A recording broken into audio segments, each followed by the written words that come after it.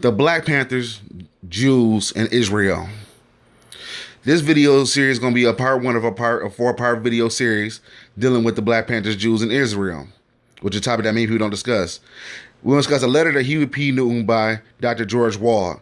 And this is from the magazine Jewish Currents, written by the Jews from, New York City, all over the world, stuff like that.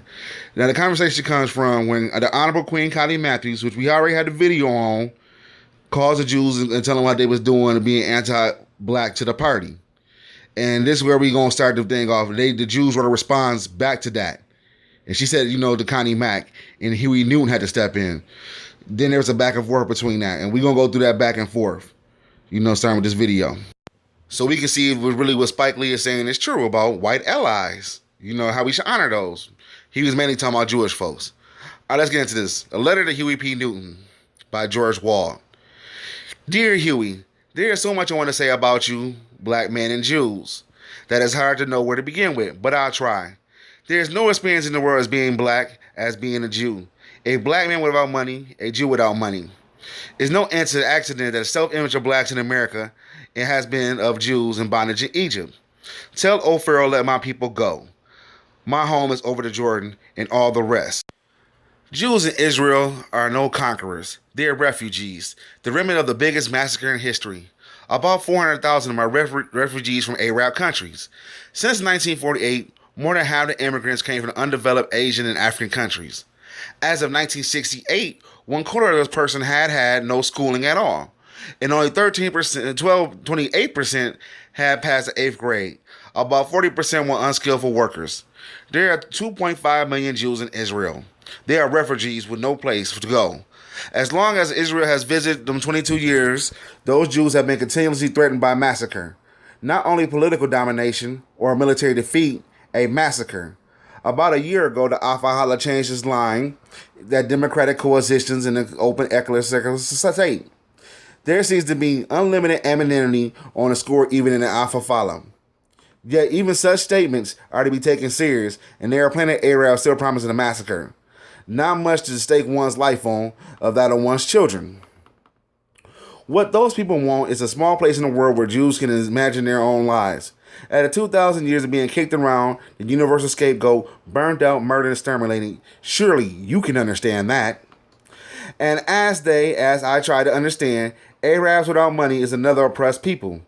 These two liberation movements, the tragedy is pitted against each other when one should be fighting in his own class struggle.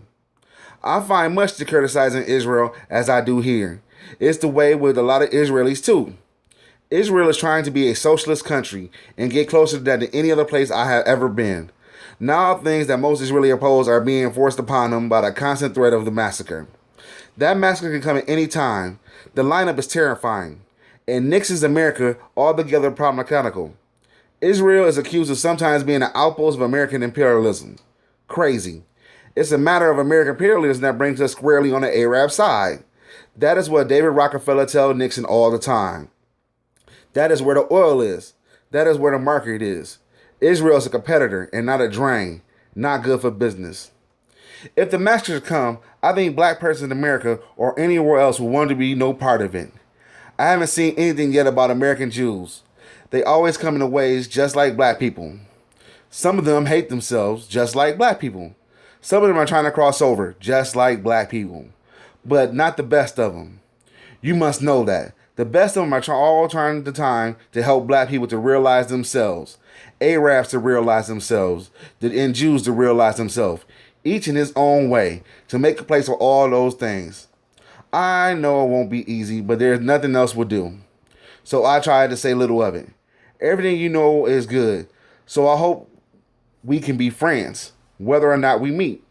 Everything I know about the Panthers makes me want to help. Whatever happens, I will do that. It is a Jewish obsession with justice.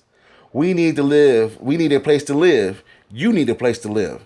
Whatever it is, there's always somebody around else already there. They need to live too. It's tough, but we got to find a way. Sincerely, George Wald. Now, that was George Wald take to Huey P. Newton. And as you can see, he said a couple things that, that Israel was not based on, according to him, was not based on Western imperialism. you know, and they got to take over the spot because that's their land, basically. Now, the background of George Wald is this. George Wald, a Harvard professor of biological laboratories, was awarded the Nobel Peace Prize in 1967. Since then, he has become widely known as a great moral voice in the peace movement to end the war in Vietnam and an advocate and interpreter of youth camps and facility movements. Huey Newton, whose conviction of voluntary manslaughter was reversed by the Court of California Appeals May 29, 1970, was not released on bail pending retrial until August 5th. Meanwhile, the Black Panthers magazine, April 25th, had published a blatant anti-Semitic article by Connie Matthews, international coordinator of the Black Panther Party. It is in the context that Dr. Wald reduced this letter. So, as you've seen, when she released the letter saying that, which is on the page, Connie Matthews' videos is on the page. I got a video of it. It's hard to get information about her because they kind of wrote her out of history. You know what I'm saying? And also showed she was an international coordinator, so we had international embassies worldwide. The Black Panther Party did. You know what I'm saying? One being Algiers, a couple other places, but they don't talk about that. But this is supposedly they saying that we shouldn't be knocking at as an ally to Jews and whatnot. And Israel's a socialist country. Israel is not an impulse of American imperialism. He said this is crazy. And they said they're afraid of a massacre to come down. We need a place to live. You need a place to live, wherever that is. He gets a kind of condescending emotion too sometimes. Wherever that is. There's always somebody already there. They need to live too. It's tough, but one has to find a way. So their way was doing their way. I had to do it. That's a Jewish obsession with justice. All right, subscribe to the channel. The next video we'll have Huey P responds back to this. Much love. Hey, this is part 1 of part 4. Check out the history, y'all. We control the pen. Peace.